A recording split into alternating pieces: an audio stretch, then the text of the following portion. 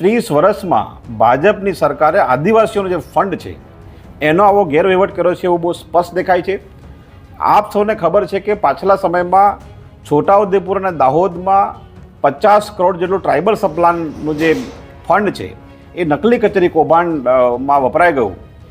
એ જ આ ઘટના છે એવું અમે માનીએ છીએ. તમે જેને સાંભળ્યા તે છે કોંગ્રેસના નેતા અર્જુનભાઈ રાઠવા, જેમને ભાજપના પ્રભારી મંત્રી ભીખુસિંહ પરમાર પર આક્ષેપ કર્યા છે. પણ આ આક્ષેપ કરવાનું કારણ શું, તેના પર વિસ્તારે વાત કરવી છે આ વિડીયોમાં. નમસ્કાર, વાઇબ્સ ઓફ ઇન્ડિયા સાથે હું પાર્થ. આજથી થોડા સમય પહેલાં એક મુદ્દો ઘણો ચર્ચામાં આવ્યો હતો, જેમાં જાણવા મળ્યું હતું કે ભાજપના પ્રભારી મંત્રી ભીખુસિંહ પરમારે ભાજપના એક નેતાના ઘરે જઈને 25 કરોડ જેટલી રકમનો આયોજન ફેરવી નાખ્યું છે. પણ આયોજન શેનું હતું? આ આયોજન હતું આદિવાસી વિકાસને લગતી યોજનાનું. જી હા, આજથી થોડા સમય પહેલા ભાજપના પ્રભારી મંત્રી ભીખુસિંહ પરમારે એક ભાજપના નેતાના ઘરે જઈ 25 કરોડ જેટલી રકમના આદિવાસી વિકાસની યોજનાનું આયોજન ફેરવી નાખ્યું છે. તેના પર તેનો વિરોધ કરતા કોંગ્રેસના અમુક નેતાઓ, ધારાસભ્યો, સાંસદોએ પત્ર લખી તેનો વિરોધ કર્યો હતો. તેની સાથે કોંગ્રેસના નેતા અર્જુન રાઠવાએ આ વિશે વધુ ખુલાસો કરતા શું કહ્યું, ચાલો સાંભળીએ. અહીંના જે ટ્રાઇબલ સપ્લાન ઓફિસર છે, આઈએસ અધિકારી છે, એ આ હકીકતને બહાર લાવ્યા અને એનો વિરોધ કર્યો, વાંધો લીધો. એટલા માટે બહાર આવ્યું છે.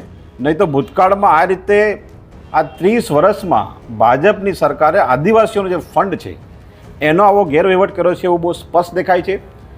આપ સૌને ખબર છે કે પાછલા સમયમાં છોટાઉદેપુર અને દાહોદમાં 50 કરોડ જેટલું ટ્રાઇબલ સપ્લાનનું જે ફંડ છે એ નકલી કચેરી કૌભાંડમાં વપરાઈ ગયું. એ જ આ ઘટના છે એવું અમે માનીએ છીએ.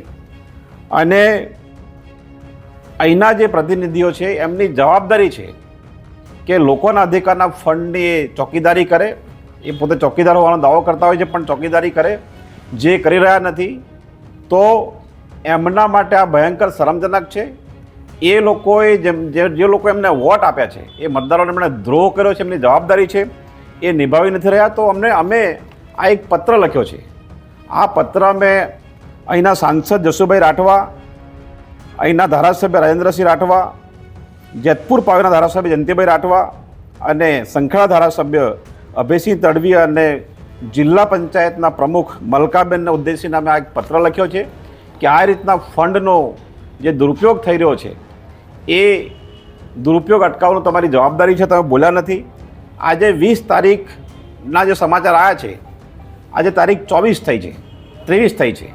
આટલા દિવસ સુધી હજી પણ એમણે કોઈ પ્રતિક્રિયા આપી નથી. મતલબ કે એ આ જિલ્લાના લોકોના જે વિકાસના જે ફંડ છે, અધિકારના ફંડ છે, એનો કેવી રીતના ઉપયોગ થવો જોઈએ એના માટે બિલકુલ બેદરકાર છે. અથવા તો એમની પાર્ટી જે પ્રકાર નિર્ણય કરે છે, પાર્ટીના દબાણમાં આ સાંસદ અને ધારાસભ્ય કશું જ બોલતા નથી.